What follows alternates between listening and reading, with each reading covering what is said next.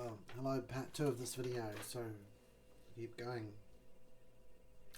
So the idea is the brain changes from life experiences, moments, quality moments. So how do we get people? How can you control or solve the problems of mental illnesses by learning, but from the client consciously learning the environment imprinting on him, and he's learning, and this is helping his brain work better, and then you don't need doctors' scripts eventually, because a person's own brain cells are starting to work in acceptable ways. How do you change the mind, renew the mind? By creating better environments, better attitudes,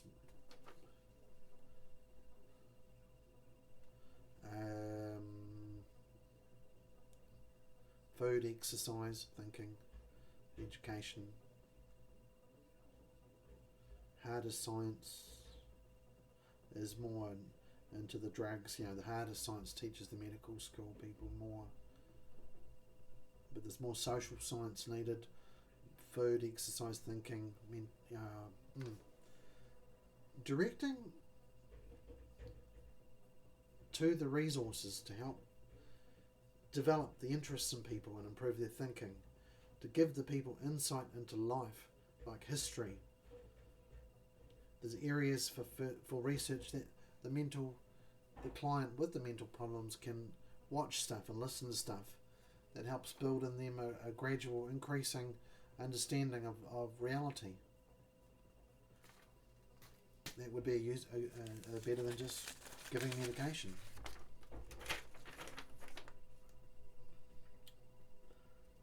Okay, so let's get ready and change this and solve this.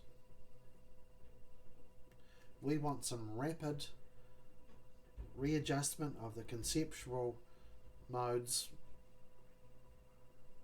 to something better than what mankind has brought for the mental illness area. We want some novel planning phase of something better to synergize these ideas, like some of them I'm mentioning, to kind of synergize, and make a better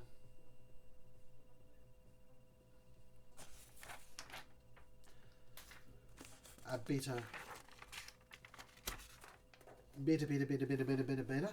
Right, make it better. Individuals are delicate. We are very delicate people in respect to our individuality. We've got a range of needs. We can list them, and please list more of them if you can. Emotional needs, social needs, religious needs, financial, need to contribute, work, goals, intellectual, need to have informed minds so we can make better decisions. How are we going to make better decisions with our lives if we're not informed very well? Need to be able to communicate better. And physical needs, exercise, food. We need to realise our individuality, our rights, birthrights, inalienable rights, freedoms, options and choices.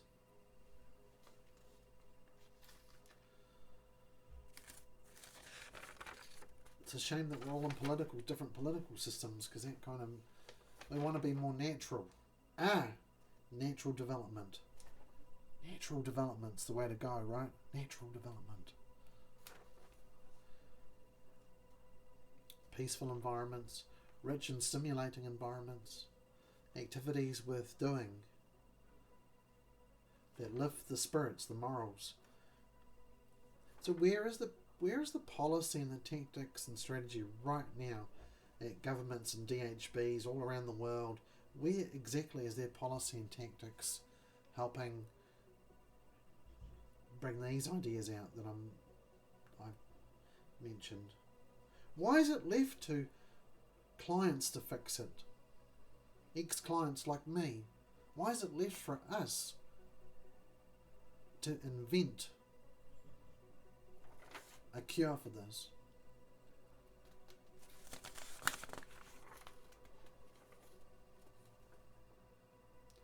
Useful information.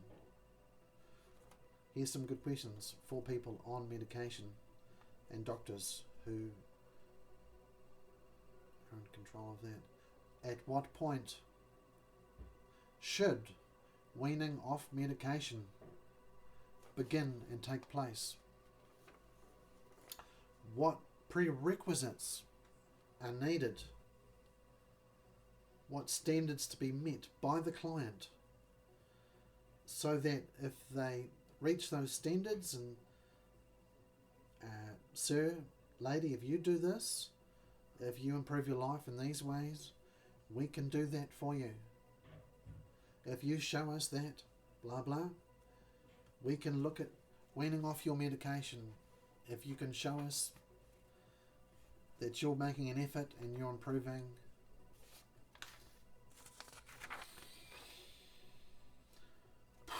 Opportunities. Now here's one for robust conversation,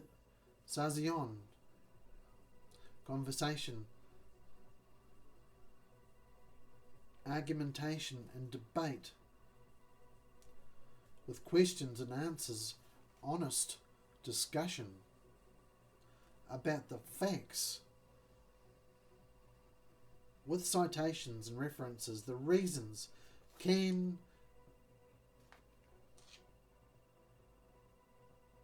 alright. Don't you think that dealing with people's brains and minds, and don't you think people owe each other a genuine discussion of the truth about these things?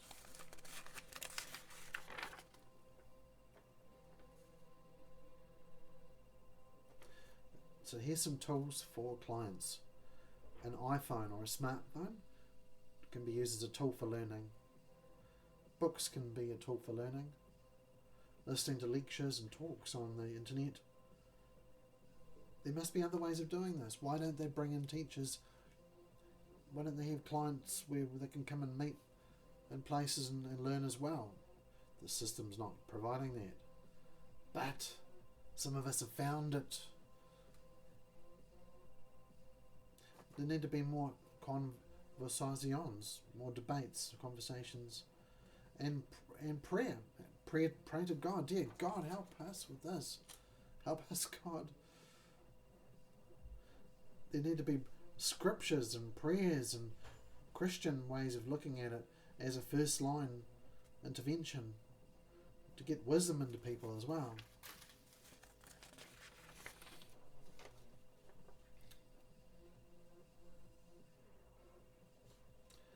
The nurses and doctors need to be able to prove what they say with citations and references to the clients, where they're getting it from. If they're saying that nothing's been proved to help except drugs, a bit of psychotherapy, nothing else helps, where's those citations coming from? Because I'm telling you a different story about what can help. I mean, like the church, the Christian, there's a history of how human beings have known about demons. We've known about when morality fails, when people start doing wrong things, when vice gets into the culture, when people are into vice and immorality and different things. Morality is about right and wrong, and we know that things go wrong up here when people are involved in vice. We know things go wrong when people are getting attacked by demon voices and things, and we know that from a spiritual point of view. Wisdom of the Bible, wisdom of God.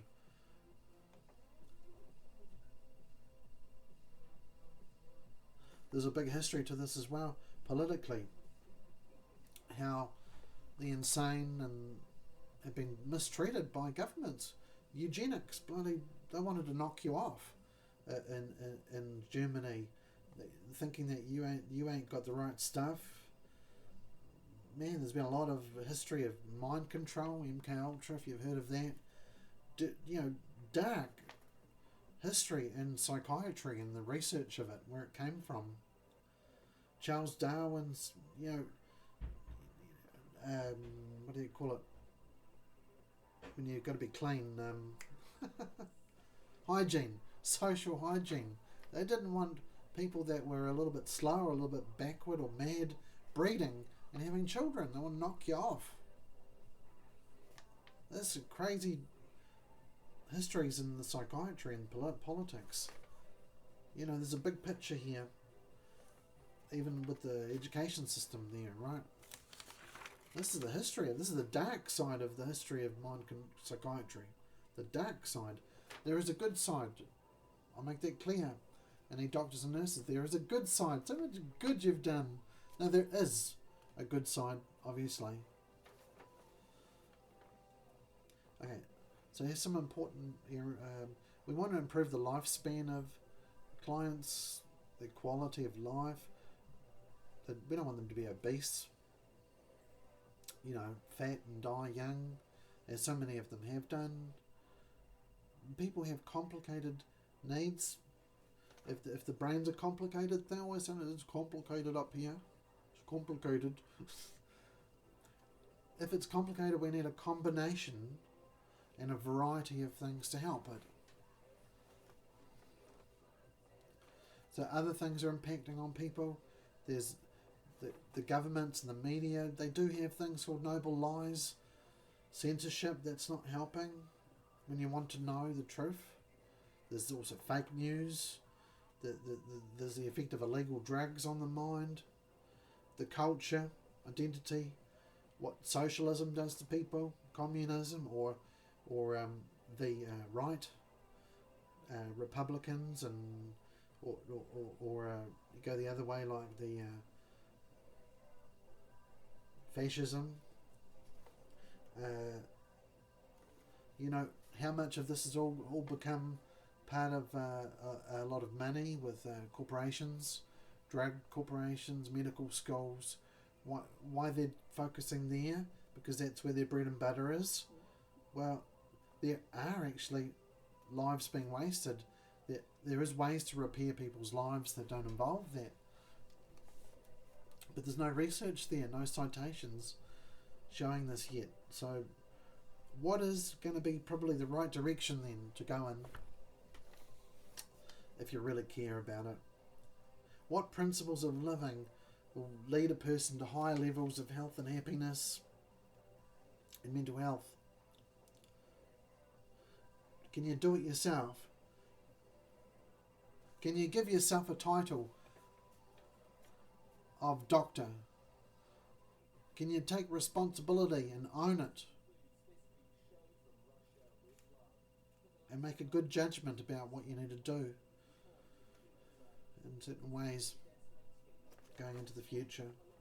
Where are the errors and mistakes that clients have made coming off that medication and then having a meltdown and going back to hospital? They've made an error and a mistake somewhere. They've either weaned off too fast, or they just haven't studied a certain area of knowledge they should have known about before coming off those drugs. The weaning process needs to be slower than some people realise. At least a couple of years, probably, if you're on a lot. Through gradual step down periods, sometimes even annually or 6 months. You don't wean too fast off this stuff.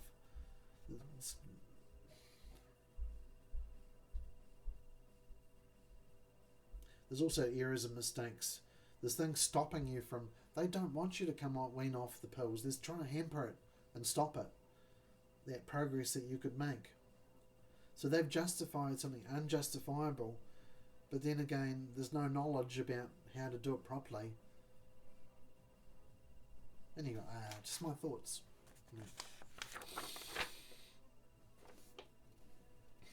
What are medications supposed to do? Well, they help somebody free their mind of symptoms of mental illness. Oh, you got this, here's some drugs, just take away those symptoms for you. It'll be better. Just tell us all about it. Just kidding. But no, the symptoms get taken away by certain drugs. But it does not help the person learn the skills and widgets to recover. It doesn't give them the toolkits to learn.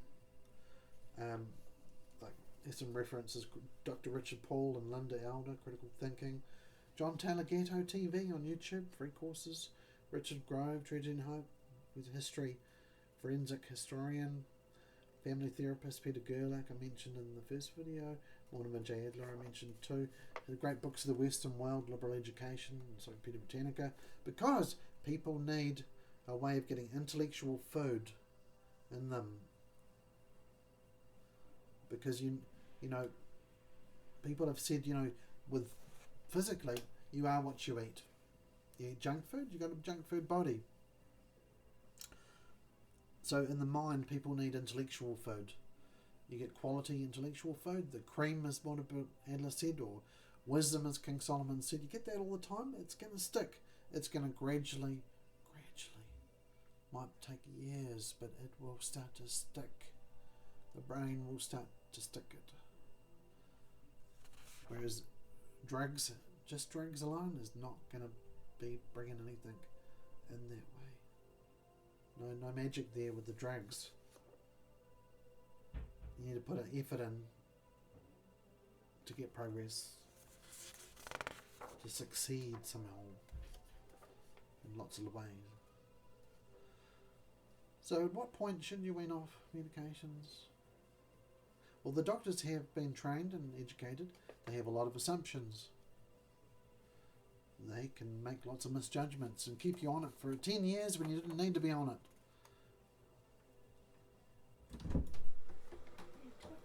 I'm doing a video, Anita. Here's embarrassment. I'm caught out. Somebody walks in on me. Assumptions about the nature of mental illness and time. Yeah. Oh, this is quite hard to do. Descriptions of attitudes and culture. Oh, it's okay. Here's a bit of a story here. The story is, doctor and nurse says, you need your medication. Your medication is good for you. Oh, lovely. It's good for you. We've got you on this dose. It's helping you. Keep at this. Keep on this way. It's keeping you well. Come on, it's the only medication that worked for you. Well, there's a bit of nudging there in manufactured consent. They're not actually being completely honest because they failed to inform you. No. Reality is, drugs, all of them, they have side effects and adverse effects. All of them do. So that's being dishonest on those grounds. They're not telling you about the long-term risks of drug use, such as dementia. Medications are not ideal. Medications are not ideal. They have their downsides. So there should be a way that can be worked out so that people can opt to do a course to bring you down. If you achieve this and you achieve that and you achieve that and that happens, and the doctor's nurse can see that you've learned skills, the dose can be reduced. But at the moment, I don't see any of the services nudging in that way. Somebody take that idea and use it. No plan is perfect. Okay, so they're going to say risks. You know there's a risk of suicide, there's a risk of you relapsing. No plan is perfect. It's a personal response ability that you choose because you're going to try and improve your chances. You need prudence and you need wisdom before you do this. During doing this and after you do this, you need prudence and wisdom. You need to develop your intelligence as you go. So here's some suggestions and directions.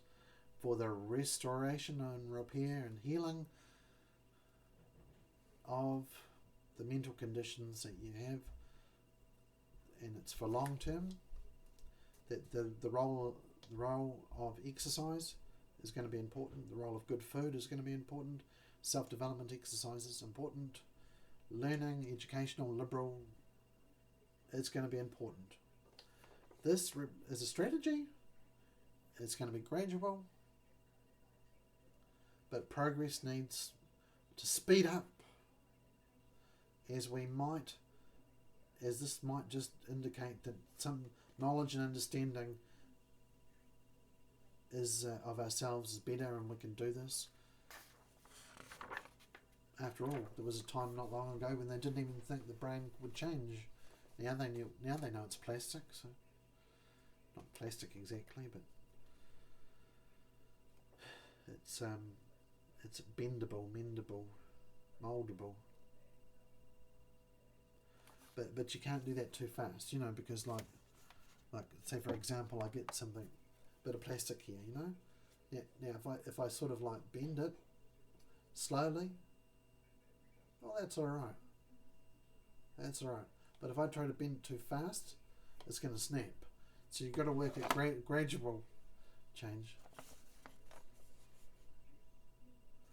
Okay. Between a client. Okay, now this is quite important. It's about relationships at the moment between professionals, nurses, doctors, medical centres, the relationship between the client and the professionals. This is about the relationship itself.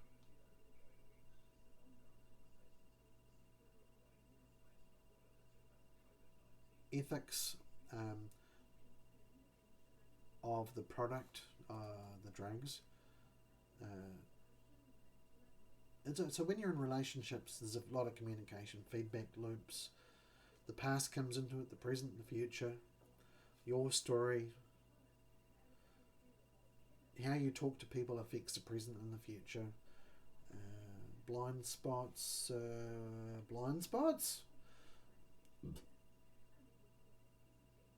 Okay, the blind spot. One big blind spot. You're telling them your life story. They're not telling you anything about them, really. Well, no, they are actually a little bit, but they're getting far more about you than you're getting about them. That's a blind. It's not fair. All right. But they've got privilege. But you can tell them, like, I don't want to do this. You're not being fair. I don't tell you everything about me. Tell me everything about you. No, I'm just venting here. The ethics of client, professional. I think this is really what's happening now, though. This is very, very important. There's a relationship that we're talking about here. And if they're not doing such a good job, the relationship's going to get broken. It's going to be jaded. So anyway, there's things we can do. If we do a whole bunch of things, spiritually, mentally, for our body, exercise and efforts, we can expect that in the future the results are going to, if we have goals, we're going to achieve some change here. We're going to get results. We're going to perform better. Mental illnesses can be changed, reversed.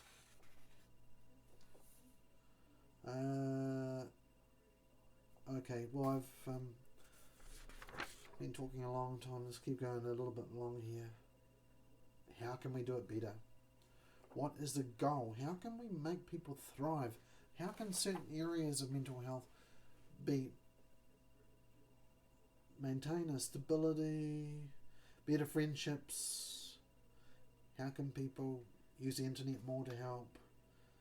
How can people bring out that latent human capacity that latent intelligence and put in the missing skills.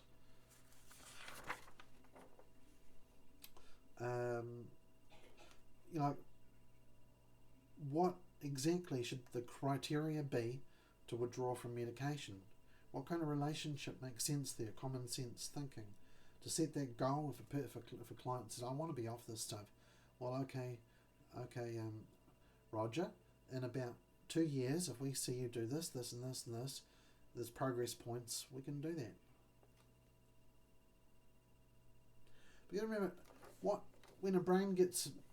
what happens to a brain when the drugs are just taken away? We need to know about that. What happens when they get taken away slowly? There's an adaptation, a change takes place.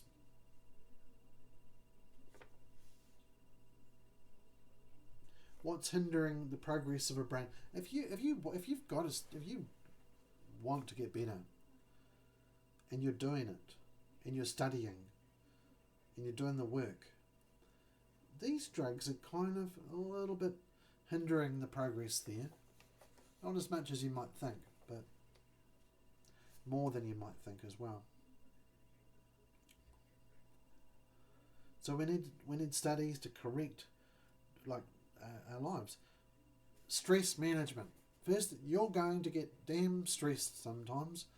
How can you control your emotions and your fight, flight? You need skills to try and calm yourself down. Okay, you need communication skills. You need self-development skills. You need knowledge more than anything, because the human brain works with knowledge. When it doesn't have knowledge, it's in trouble. That relationship with the doctors and nurses needs to have more things that can be done.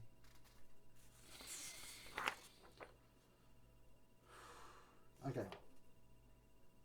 Somebody out there, list all of the significant factors conditioning mental health.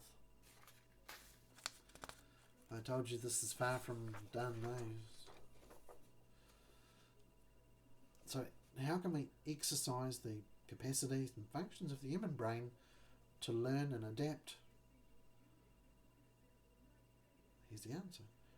Stock your head with wisdom every day.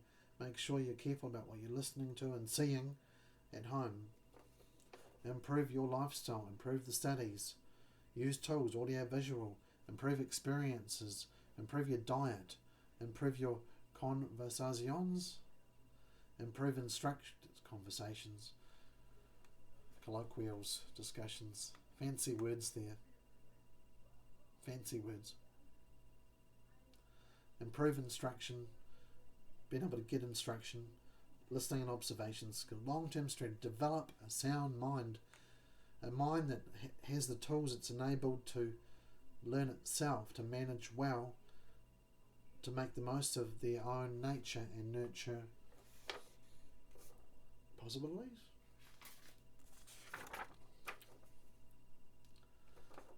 So what needs to be done? Set up, design an overall program, course, curriculum, how to learn, how to heal, the ways and means of change that could happen if set up. Practice these formulas that push the arrow in the right direction for you to make to the right direction, so that slow progress can be made in that way.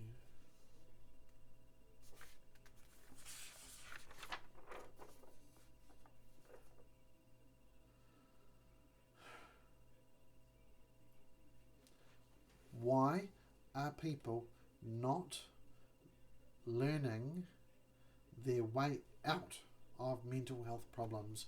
Because nobody's told them they can. Nobody's given them the ladder to climb up. They don't believe in themselves.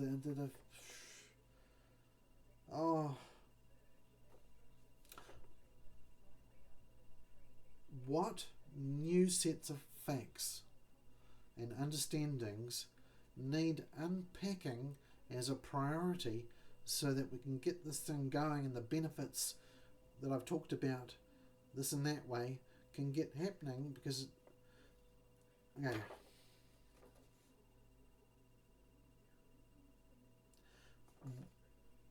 what aspects of mental health treatment is going to become obsolete?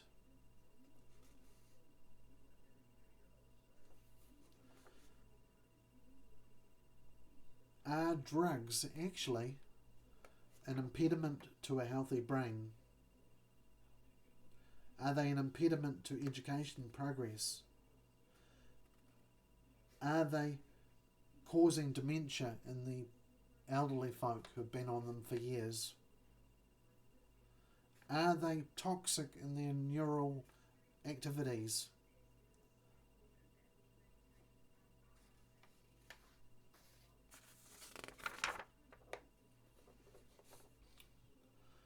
Right, I'll just stop this video now and I'll do a part 3 in a moment.